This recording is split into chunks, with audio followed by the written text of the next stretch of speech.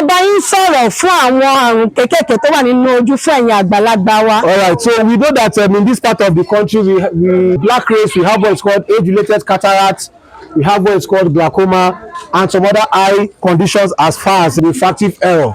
Wọ́n ní pé ní àsìkò tí a wà yìí a ní àwọn oríṣiríṣi àrùn nínú ojú yìí tá à ń pè ní cataract ìgbàlódé, yìí tá à ń pè ní ayọ́kẹ́lẹ́ fọ́jú, ìyẹn ni à ń pè ní glaucoma, yìí tá à ń pè ní refraction error ní pé bóyá àìlérí ìkọkà dáadáa ẹ̀rọ ọ̀kan dáadáa. All right, so if we have children here too, we know that children sometimes they suffer from what we call conjunctivitis, allergic conditions, and some other things that is associated with playing with sand and allergies in the environment. Wọ́n ní àwọn ọmọ wa tá a nímọ̀ àwọn apè kankan ní allergic conjunctiva, àwọn allergic yẹn ni wípé bóyá táwọn ọmọ yẹn bá ń fi yẹ̀pẹ̀ ṣeré, ọmọ mi kó lè wà níbì kan ó kàn déédéé máa yún ojú, ọmọ mi lè wà ní screen bóyá níbi tí dọ̀tí wà kí ojú bẹ̀rẹ̀ sí ní máa yún, àwọn yẹn là ń pè ní allergic conjunctiva. So we'll be talking about them one by one so that we don't rush everything together. Wọ́n la máa sọ̀rọ̀ nípa wọn lẹ́ẹ̀kọ̀ọ̀kan.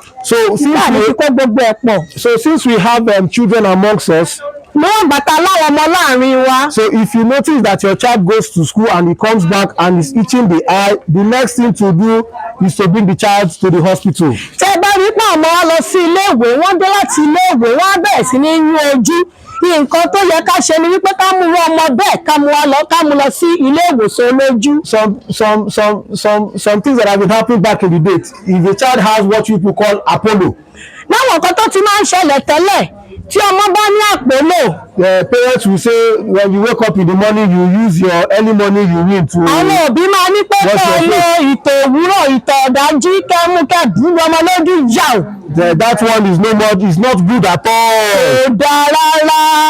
Some places they say they use breast milk. Àwọn ìyá mi ò tiẹ̀ ní pé ẹgbẹ́ mi ọ̀yàn lù háì. You know that it's not good. Talking about also some people will say is onions. Ẹlòmí ò tún ní àlùbọ́sà, ó tún yọ àlùlọ́dún ojú rere díẹ̀díẹ̀ ní o. Even as far as tiro, I maybe call it. Wọ́n ti mú tìró, wọ́n ti bùlù háì. Then for our kids also, we know that when you go to school, you play football, you play around with sand. Ẹ̀rọ pàwọn ọmọ wa tí wọ́n bá lọ sí ilé-ìwé, wọ́n á ṣiṣẹ́ pẹ̀lú ìyẹ̀pẹ̀, wọ́n á ṣeré pẹ̀lú ìyẹ̀pẹ̀, wọ́n á ṣeré pẹ̀lú dọ́ọ̀sì. When you finish all of those things, you ensure you wash your hands. Gbogbo àwọn ọmọ yìí tí wọ́n bá ti ṣe gbọ̀n kan yìí tọ́ra jẹ́ ká rí dájú pé àwọn ọmọ yẹn ń fẹ́ ọwọ́ wọn dáadáa. Most of those children when they play, they just carry the sand and maka ṣe báyìí.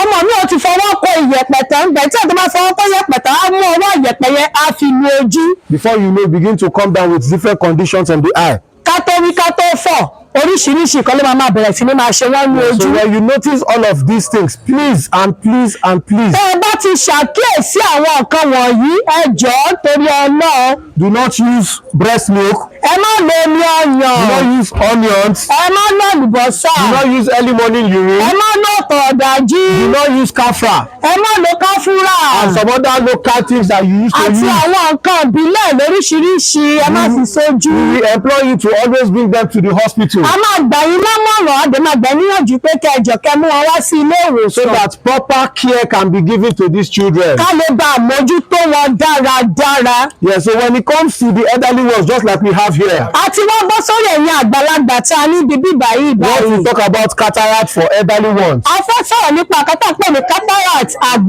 àgbàlódé náà pé ní cataract. So we know that when someone is born newly and the person is getting older, the body begins to weaken. So also the eyes. Bá ṣe bí wa tá a ṣe ń dàgbà sí òun náà ni àgọ́ ara wa ń yàtọ̀ bẹ́ẹ̀ gẹ́lẹ́ náà lọ́rọ̀ ojú bá a ṣe ń dàgbà sí náà ni ojú wa ń gbó sí díẹ̀díẹ̀ gbogbo ìgbà. So what we call cataract is just a whitish covering which is the protein in the eye. Bí nǹkan tá à ń pè ní cataract àgbàlójú ni wípé nǹkan funfun èyí tó bo ojú.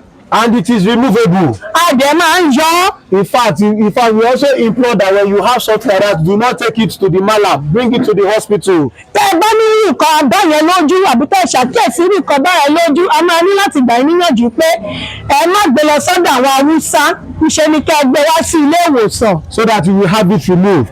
Bẹ́ẹ̀ ta fi máa bá yín fọ̀ kúrò Now, bẹ́ẹ̀. the greatest fear of everyone is the one we call glaucoma. Gbogbo nǹkan tó máa ń fa ìbẹ̀rù fún gbogbo àwọn èèyàn ni pé nǹkan tá a máa ń bẹ̀rù jù ní glaucoma tá à ń gbé pè ní ayọ́kẹ́lẹ́ fọ́jú. Now, that particular disease condition, it has no symptom.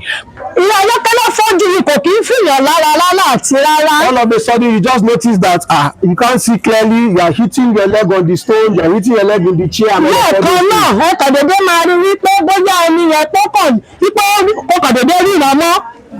And so we say that once someone gets to the age of 40 years, Téèyàn bá dẹ̀ ti wà ní ọjọ́ orí ogójì, we ensure that the person should at least once in a year go for eye screening. a máa ń gbà wá níyànjú ní ẹ̀ẹ̀kan lọ́dún láti lọ fún àyẹ̀wò ojú ẹni bá ti pé ogójì ọdún. Which is very, very important. Tó ṣe pàtàkì gidi gan fún wa. So that once you are at that age, Torí tá a bá ti dé iye ọjọ́ orí yẹn, whatever disease condition as regards cataract, glaucoma, allergic conjunctivitis, àrùn tó bá wà tó bá léwu tó bá lè wà nínú ojú we yín, can catch them early enough wọ́n á lè tètè mọ̀ ní àkókò àti ní àsìkò so that we can commence treatment early enough. láti tètè mọ bí wọ́n ṣe ètè fún yín ní àwọn ìtọ́jú tó péye láti fi mójútó àwọn nǹkan tó bá rí. Now, in the case of glaucoma, so many people do not come to the hospital on time. Nípa títí nǹkan tá à ń pè ní ayọ́kẹ́lẹ́ fọ́jú, ọ̀pọ̀lọpọ̀ kì í lọ sí ilé ìwòsàn lójú ọjọ́. Until it gets to the MS end stage of glaucoma. Ó tó wá di wípé bóyá ó wá di nǹkan tó ti mú bóyá ó ti mójú kan lọ ni ó sì kan sílẹ̀.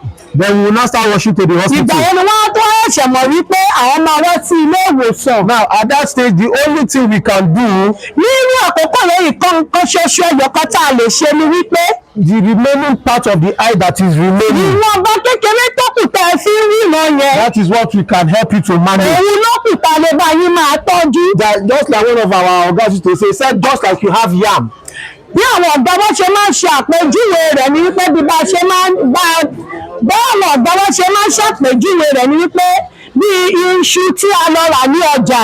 and you leave it in the house and it begins to rot. Ẹ wá mú iṣu yẹn, ẹ wá fi iṣu yẹn kalẹ̀ sílé, iṣu náà bẹ̀rẹ̀ sí ní bàjẹ́ díẹ̀díẹ̀. By the time you want to eat that yam, Ìgbà tó bá di pé bẹ́ẹ̀ fẹ́ bẹ iṣu yẹn, the part that is rot, you will cut it off. ẹ wá rí pé iṣu yẹn apá kan ti bàjẹ́, nínú apá kan tó bàjẹ́ yẹn kò sí nǹkan tá a fẹ́ fi tó bàjẹ́ yẹn ṣe mọ́ ju pé ká gbé kúrò bẹ́ẹ̀ So lọ. the remaining part of the yam is the one you eat. Ìyí tó kù tó sì dá nínú iṣu yẹn ni fún wa láti jẹ.